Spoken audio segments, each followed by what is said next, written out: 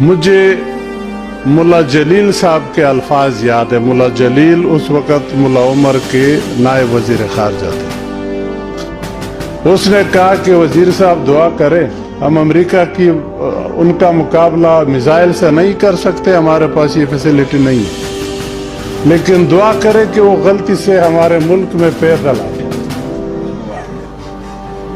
یقین کرے جب وہ پیدل آ گئے بش کے زمانے میں نے ایک آرٹیکل لکھا ریکارڈ پہ ہے, میں نے کہا شاید ملا جلیل کی دعا قبول ہو گئی اور اب وہ سنبھالے.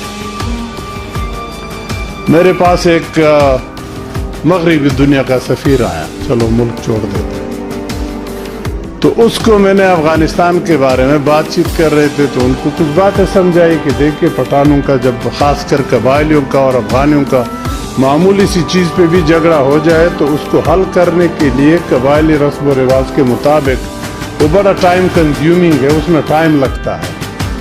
جب وہ ساری کہانی ختم کر لی تو ہی couldn't control himself, کہتا ہے مسٹر وزیر you have poured a bucket full of cold water over my head, کہ آپ نے ٹھنڈے پانی کی بالٹی میرے سر کے اوپر گرا دی.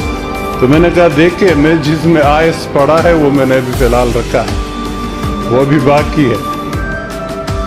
تو آئی وش اس سے ابھی بات ہو جائے. بات چل رہی تھی طالبان کے ساتھ بات چیت کرنے کی, میں زور اس پہ دے رہا تھا کہ ان سے بات کر لو, ان سے بات کیے بغیر آپ حل نہیں کر سکتے, اور وہ یہ سننے کے لیے تیار ہے. اور اب آپ دیکھ لیں وہ بقول شخص ٹارچے لیے ہوئے ڈھونڈ رہے کہ طالبان کدھر ہے تاکہ ان سے بات کر. چرچل نے کہا تھا, اس پہ ختم کرتا ہوں, چرچل کی کہاوت ہے کہ امریکن بڑے اچھے لوگ, یقین کرے وہ صحیح کام کر لیں گے, لیکن صحیح کام کرنے سے پیشتر جتنے ان کے پاس آپشن ہے وہ سارے استعمال کریں. ہم میں وہ قوت ایمانی کب پیدا ہوگی جب ہم کڑے ہو کے کسی کو کہہ سکے, جیسے طالبان نے, مجھے ان کا ایک واقعہ یاد ہے, ان سے پوچھا گیا اس وقت کہ اگر آپ مہربانی کر لے امریکہ کے ساتھ معاونت کر لے, دوسرے قوموں کے ساتھ معاونت کر لے, ورنہ آپ کے اوپر سینکشن لگ جائیں گے. تو انہوں نے میری طرف دیکھا, میں ترجمان بھی تھا, تو مجھ سے کہا کہ اپنے بڑوں کو سمجھا دے, ان سے پوچھ لے کہ اگر ہم نہ مانے تو پاکستان کو کتنی نقصان, کتنی تکلیف ہو. تو میں تو بات سمجھ گیا لیکن ترجمانی کرنی تھی. تو میں نے جب بات کر لی کہ یہ پوچھتے ہیں کہ اگر یہ نہ مانے تو پاکستان کو کتنی تکلیف ہوگی, تو ہمارے وہ حضرات بغیر سوچے فوراً جواب پھک پھینک دیا, پاکستان کو کوئی فرق نہیں پڑے گا.